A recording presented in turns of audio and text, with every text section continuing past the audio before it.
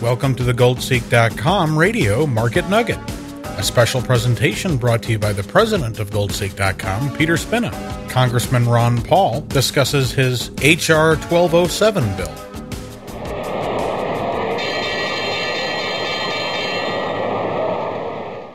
Welcome back, Dr. Paul. Thank you very much. Good to be with you. Great to have you. You know, I understand that the HR 1207 now has, and this is exciting, 170 co-sponsors? That bill, 1207, as of today, has 200. Maybe it'll go over 200 even on this very day. But 1207 is the one that audits the Fed, which is the very important first step to expose to the American people what is actually going on. The Get Rid of the Fed bill, I just have one or two co-sponsors on there. They're not quite ready for that, and we haven't worked on that. But we believe that opening up the books at the Fed under today's conditions is vital to the future direction of our monetary system. Is that the 604 bill by chance? Yeah, I think that is. I'd have to double check, but I'm pretty sure that sounds right. But that's to abolish the Fed. I understand you garnered some support from both Republicans and Democrats. We're up to about 45, 46 Democrats have co-sponsored it, and a lot of the progressive Democrats who are honest people, you know, they may come from a different direction politically, but they're honest and they want honest government and they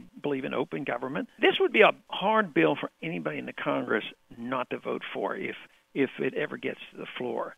Because under the conditions we have today and all the shenanigans that have gone on with the TARP funds and nobody knowing where the money went and what the Fed's been doing and who they've been bailing out, if there's anything that's popular these days, and that is the American people want to know what's happening and have transparency. So the big goal now is to legislatively maneuver through this Congress so we can get a vote on it. Very good. Could you please give us a synopsis to our listeners regarding the legislation and stated goals and what you hope to accomplish? The main thing, it is an audit bill, but the process is this. The Fed was created in 1913. It's never been audited in the true sense of the word. They have token audits, and they measure how many checks they clear and how many dollars are transferred around the country. But that's sort of academic exercise. But there's been always some populists and others who over the years have asked for audits. And in the 70s, we had some rough economic times. There was a demand for transparency. So in 1978, they passed a bill that was supposed to give us the authority to audit the Fed. They gave it to the GAO, the Government Accounting Office. But when they passed the bill, they very shrewdly, and this is something we have to look out for right now, they very shrewdly behind the scenes said, yes, you now can audit the Federal Reserve except for.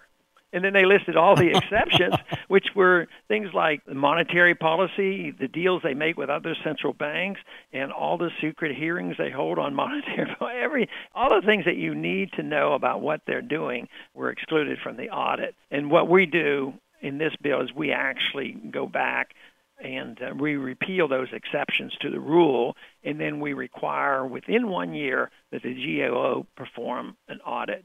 We believe then reform would come. Reform may come anyway, but it's best that we know what they've been doing and why. Because I think the opposition, those who love the Fed, maybe they're even working on an international fiat currency, would be ready and willing to come up with an alternative system. So we have to, get a bill like this passed to show what kind of shenanigans they've been involved in and who are the special interests, and then maybe we can get a step toward sound money rather than just making these problems worse by allowing some UN agency or the IMF deal with this.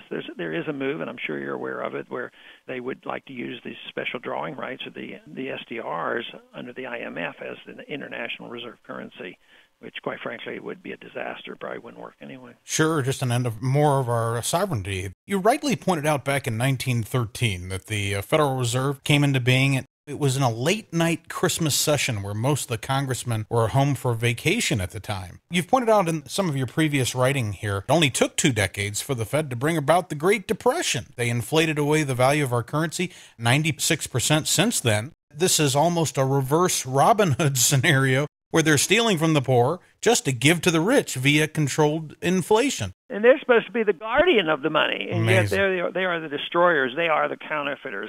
In a moral sense, they are equivalent to a counterfeiter. Maybe legally they ought to be counterfeiters too. And do you think that a lot of this is tied in with this almost ubiquitous Keynesian school of thought that has permeated academia and the government today? Oh, yeah, they're one and the same. It's corporatism, inflationism, and it's big government. The Federal Reserve allows governments to grow and the bills be paid for in a very secretive, sinister way. Is the Congress doesn't have to be responsible and collect revenues, so they can go and fight endless wars that shouldn't be fought, and they can go and develop a welfare state. And for a good while, the members of Congress can be rewarded because they get to vote for all these special programs and never have to pay the bills. But ultimately, it catches up to us, and that's what this crisis is all about. They taxed a lot, but they can't even raise taxes. As a matter of fact, tax revenues are going down. But they're going down not for the right reason, but they're going down because people are going broke. Borrowing, how long are they going to continue to be able to borrow from countries like China and Indonesia and Saudi Arabia? Eventually, that will dry up. But they've always resorted to just printing money, monetizing the debt. A lot of people can't quite understand this, and they can't believe it either. If government spends money and they issue a treasury bill and they sell it, the Federal Reserve can end up buying this, and they bought it with money